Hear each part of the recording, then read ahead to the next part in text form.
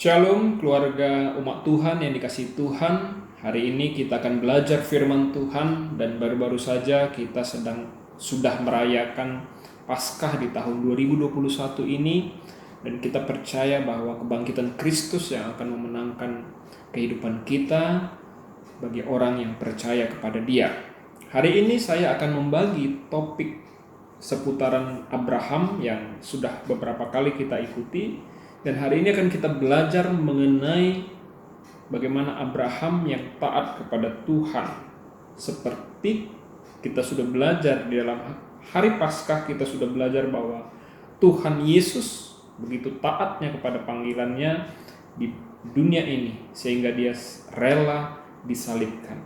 Nah, sedikit ada relevansinya dengan firman yang kita baca saat ini. Semoga kita mendapatkan sesuatu yang baik dari Tuhan. Dalam Kejadian 22 di ayat 1 saya bacakan demikian. Setelah semuanya itu Allah mencoba Abraham, ia berfirman kepadanya, "Abraham," lalu sahutnya, "Ya Tuhan." Dia tahu bahwa itu adalah Tuhan yang berbicara. Firman-Nya, "Ambillah anakmu yang tunggal itu yang engkau kasihi, yakni Ishak. Pergilah ke tanah Moria dan persembahkanlah dia di sana sebagai korban bakaran pada salah satu gunung yang akan kukatakan kepadamu." Keesokan harinya pagi-pagi bangunlah Abraham, ia memasang pelana keledainya dan memanggil 2 orang bujangnya beserta Ishak anaknya. Ia membelah juga kayu untuk korban bakaran itu. Lalu berangkatlah ia dan pergi ke tempat yang dikatakan Allah kepadanya. Di ayat 4, ketika pada hari ketiga Abraham melayangkan pandangnya, kelihatannya kepadanya tempat itu dari jauh. Kata Abraham kepada kedua bujangnya itu, "Tinggallah kamu di sini dengan keledai ini. Aku beserta anak ini akan pergi ke sana. Kami akan sembahyang. Sesudah itu kami kembali kepadamu." Lalu Abraham mengambil kayu untuk korban bakaran itu dan memikulkannya ke atas bahu Ishak anaknya, sedang di tangannya dibawanya api dan pisau. Demikianlah keduanya berjalan bersama-sama. Di ayat 12 dikatakan seperti ini. Lalu ia berfirman, "Jangan bunuh anak itu dan janganlah kau apa-apakan dia, sebab telah kuketahui sekarang bahwa engkau takut akan Allah dan engkau tidak segan-segan untuk menyerahkan anakmu yang tunggal kepadaku." Lalu kalau kita buka di ayat 14 dikatakan demikian, "Dan Abraham menamai tempat itu Tuhan menyediakan. Sebab itu sampai sekarang dikatakan orang di atas gunung Tuhan akan disediakan." Kita boleh buka lagi nanti di ayat 17 dikatakan demikian, "Maka aku akan memberkati engkau berlimpah-limpah dan membuat keturunanmu sangat banyak seperti bintang di langit dan seperti pasir di tepi laut, dan keturunanmu itu akan menduduki kota-kota musuhnya. Oleh keturunanmu lah semua bangsa di bumi akan mendapat berkat, karena engkau mendengarkan firman-Ku." Saya membaca beberapa bagian daripada Kejadian 22.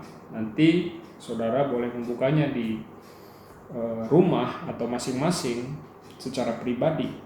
Tetapi saya membacakan hanya beberapa ayat saja.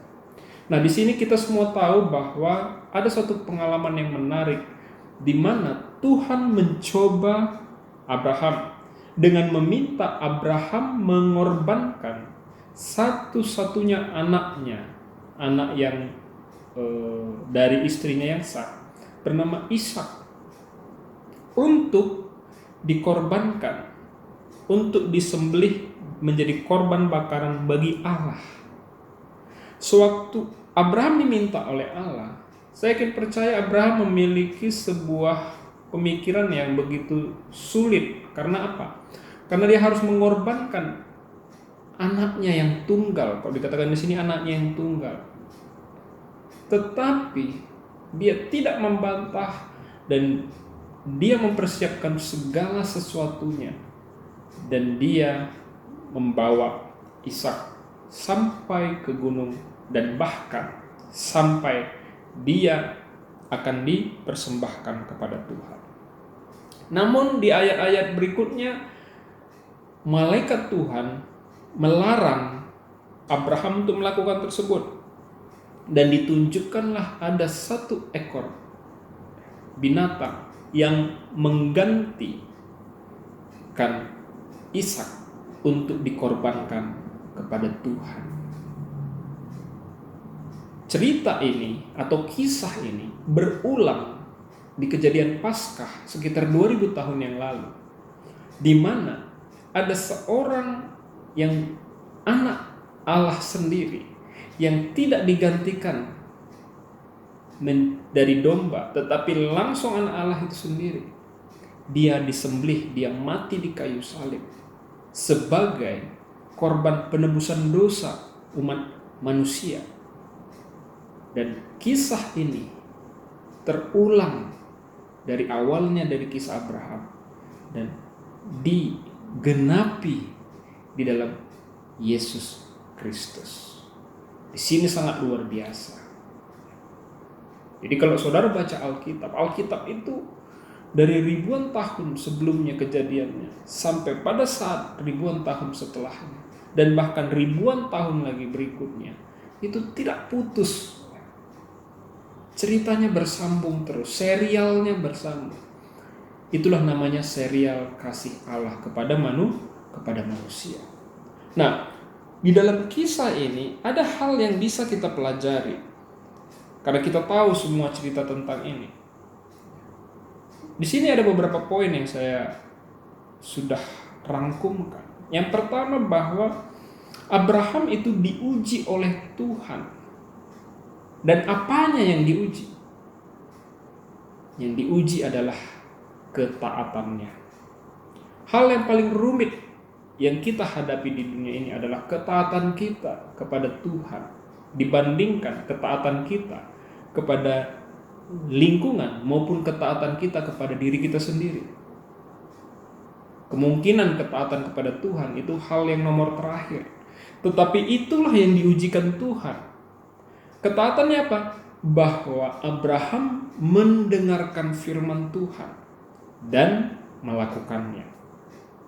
Jadi yang Abraham diuji oleh Tuhan adalah ketaatannya, di mana waktu dia mendengarkan suara Tuhan dan dia melakukannya.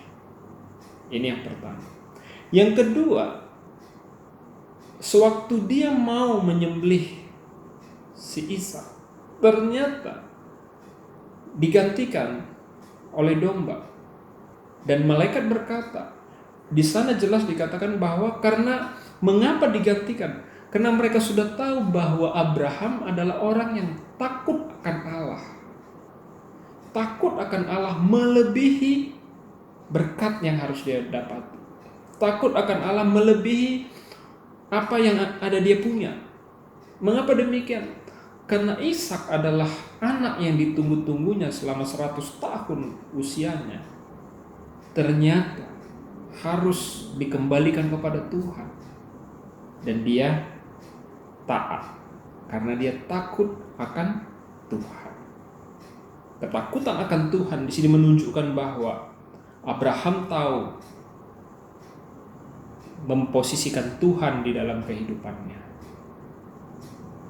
Nah, yang berikutnya lagi, bahwa kita tahu Abraham lulus, dia lolos dari ujian dari Tuhan. Sehingga sewaktu dia lolos dari ujian Tuhan, Abraham mendapatkan yang pertama adalah penyertaan Allah. Maka digantikanlah domba dan dikatakan di dalam bukit itu atau nama bukit itu menjadi Tuhan menyertai. Artinya apa? Bahwa orang yang taat seperti Abraham, orang yang mendengarkan suara Tuhan dan melakukan firman-Nya, maka dia akan selalu mendapatkan penyertaan Tuhan. Segala kebutuhannya, segala apa yang dia perlukan selama hidup di dunia ini, Tuhan akan menyertai, Tuhan akan memberikan solusi.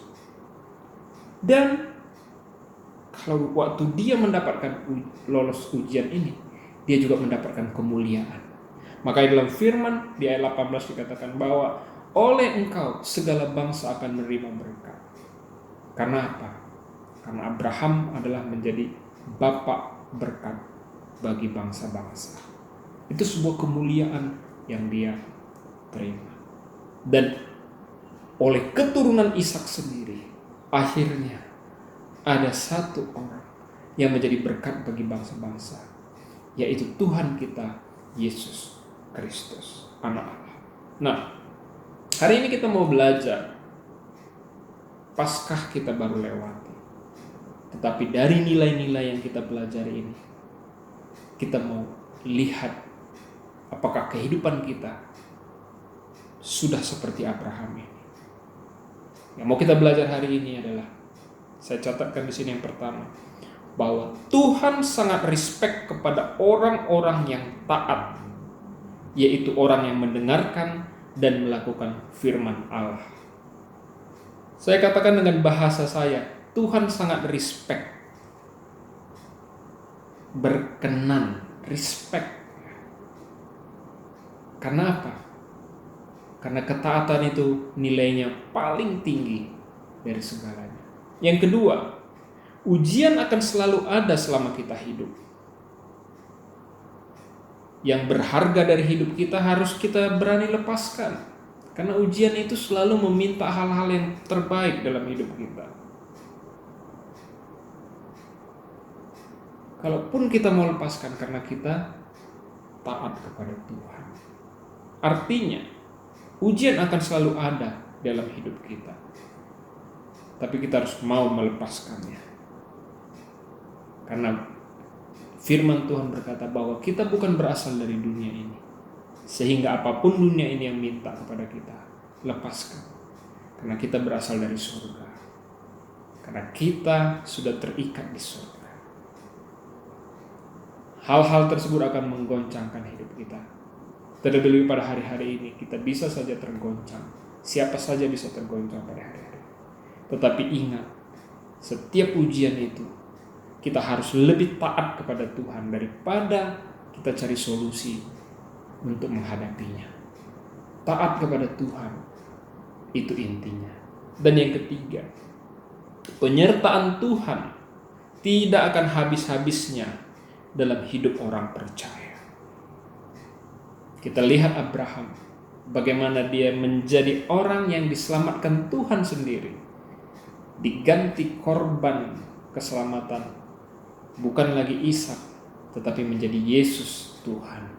Begitu luar biasa dari seorang yang percaya kepada Tuhan. Abraham percaya kepada Tuhan, sehingga yang seharusnya dia kehilangan anaknya Ishak digantikan oleh domba, perlambang dari Kristus Tuhan yang menggantikan seluruh umat manusia yang berdosa ini, sehingga kita semua menjadi anak Allah. Kalau saudara mau lihat siapa lagi yang taat di Alkitab, saudara bisa baca, saudara bisa belajar. Saya ambil satu, namanya Daniel. Dari mulai awal dia tidak mau makan makanan raja, dia tidak mau bergaul dengan raja, dia memberikan hikmat kepada raja, dia memberikan terbaik kepada raja. Pada saat dicobai, dia tidak boleh beribadah, dia tetap beribadah kepada Allah dan tetap menghormati raja. Dan waktu dia masuk ke kandang singa, singa pun hormat kepada dia, singa pun takut kepada dia, karena di belakang dia, bersama-sama dia, ada penyertaan Tuhan yang sempurna, karena dia adalah orang yang taat kepada Tuhan. Dan kita tahu kisah Daniel selanjutnya, dia menjadi orang terkemuka yang dipakai oleh raja untuk memberitakan kerajaan di negara yang dia tidak kenal, artinya bukan bangsanya sendiri. Saudara yang dikasih Tuhan, dunia ini adalah tempat kita singgah mampir. Kita tidak punya hak di dunia ini. Tetapi kalau kita taat kepada Allah, maka di dunia ini pun kita akan diperhitungkan. Seperti Daniel, orang diperhitungkan di dunianya. Demikian firman Tuhan. Mari kita belajar taat kepada Tuhan. Dan mari kita berkorban atas apa yang menurut kita ini kita miliki. Lebih-lebih kita harus lebih taat kepada Tuhan daripada apapun. Tuhan memberkati.